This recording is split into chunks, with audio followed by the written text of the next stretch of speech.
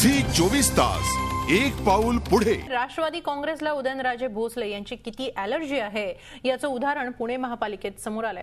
त्याचबरोबर उदयनराजे यांच्याविषयी बोलायला राष्ट्रवादीचे पदाधिकारी देखील कसे घाबरतात हे देखील पाहायला मिळालं। एका पेंटिंगवरून हा सगळा गोंधळ झालाय। ही दृश्य पहा, वारंवार पहा, नीट पहा। या आहेत पुण्याच्या महापौर वैशाली बनकर। त्या अक्षरशः पळ काढतायत। पुण्याच्या महापौरांनी असा पळ काढण्यामागचं कारण म्हणजे त्यांना माध्यमांना टाळायचंय। पुण्याच्या महापौरांना माध्यमांना का टाळायचंय? तर त्यामागचं कारण आहे राष्ट्रवादीचे खासदार उदयनराजे भोसले। पुणे महापालिका छत्रपती संभाजी महाराजांचं तैलचित्र साकारतीये। त्याचं उद्घाटन उदयनराजे भोसले यांच्या हस्ते करण्यात यावं असा प्रस्ताव नेते सुभाष जगताप यांनी दिला होता। हा प्रस्ताव मंजूरही करण्यात आला। उदयनराजेंच्या हस्ते तैलचित्राचं अनावरण होणार हे निश्चित झालं। मात्र नंतर राष्ट्रवादी काँग्रेसनं घुमजाव केलं। तैलचित्राचं अनावरण उदयनराजेंच्या हस्ते करण्याऐवजी शिवेंद्रराजे भोसले यांच्या हस्ते करावं असा फेरप्रस्ताव राष्ट्रवादीनं दिला।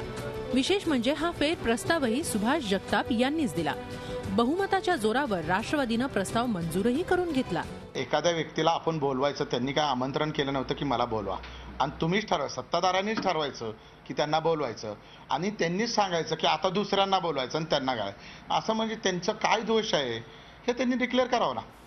उदयनराजेंना उद्घाटनाला बोलावलं तर हायकमांडमध्ये काय प्रतिक्रिया उमटू शकते याची उपरती राष्ट्रवादीच्या नेत्यांना जरा उशिराच झाली। पण या बदललेल्या निर्णयाची माहिती माध्यमांना दिली तर उदयनराजेंचा कोप होण्याची भीती। उदयनराजेंच्या विरोधात बोललं तर काय प्रतिक्रिया उमटू शकते याचा अनुभव राष्ट्रवादीचे नेते अंकुश काकडे यांनी एकदा घेतलाय। त्यामुळेच सुभाष जगताप यांनी फोन बंद ठेवत महापालिकेत येण्याचंच टाळलं।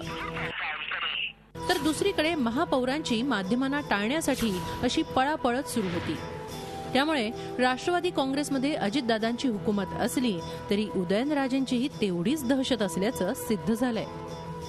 नितीन पाटोळेसह bureau report, Zee media, Pune. Zee 24 तास एक पाऊल पुढे।